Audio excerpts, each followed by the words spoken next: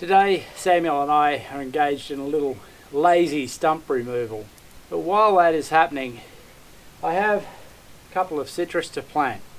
My original intention here was to grow a tangelo and a mandarin in this area to continue on from the other citrus that I've got growing. When I went shopping, I ended up buying 2 mandarins and a tangelo. So I'm going to plant the 2 mandarins along here. The tangelo will have to wait until the stump is out of the road and we can find a location for it. I simply couldn't make a choice as to which mandarin I wanted to grow if it came down to only one, so I chose 2.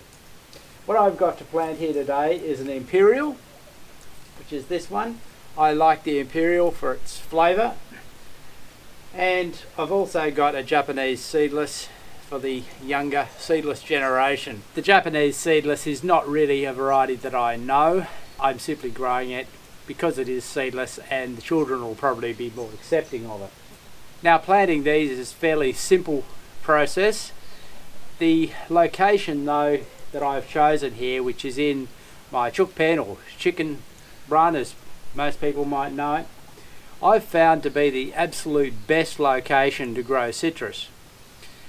While I do grow a lemon and a lemonade in another area where they are also sheltered by a fence, I've found the environment here where I've got these metal fences around and they're protected by the wind, they're receiving the extra heat from the radiating metal, the still air simply makes a warmer environment.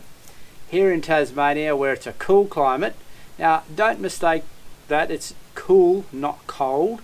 Some people make that mistake to compare it to cold climates which exist in other parts of the world. It's not that, it's cool. We get frosts, but we don't get long periods at low temperatures. So below freezing is rare, only on those frosty mornings, and it isn't for very long when it happens. So the citrus will grow quite well here. There are places in Tasmania that are colder than that and where I really wouldn't recommend them.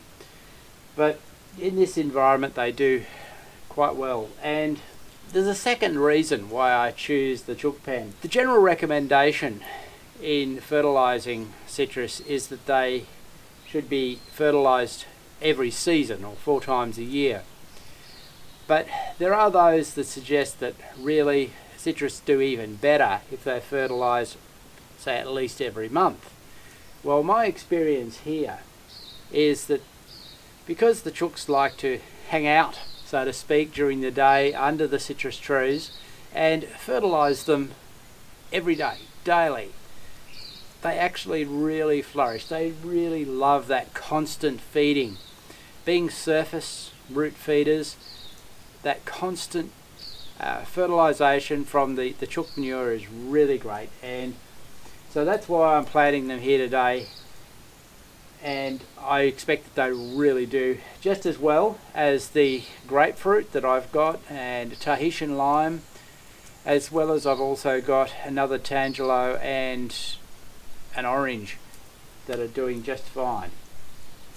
Now that they're planted, not only will we water them in well, but I'm also going to put a top dressing of compost around them as a mulch. And the other thing that I'll do, because being in the chook pen, nothing would invite the chooks to scratch like loose soil, I'll put down some chicken wire to actually stop them scratching around these trees. Now this is also important long term because citrus trees have surface feeder roots and they don't really want to be disturbed. So putting down some chicken wire on the ground, making sure the sharp ends of course are folded down, and pegging it into the ground will stop your chooks scratching around the trees. Now of course I will come back later and extend my automated watering system that I've got on the avocados to these citrus trees as well, so they can get the benefit of it and keep them well watered while they're settling in. So now that they're both in the ground, we can go back and check the fire. I think it needs a bit of a stoke, probably need to get some more firewood to keep it burning overnight. And by the look of those coals there, I think we were going to be able to bake some potatoes for dinner. On the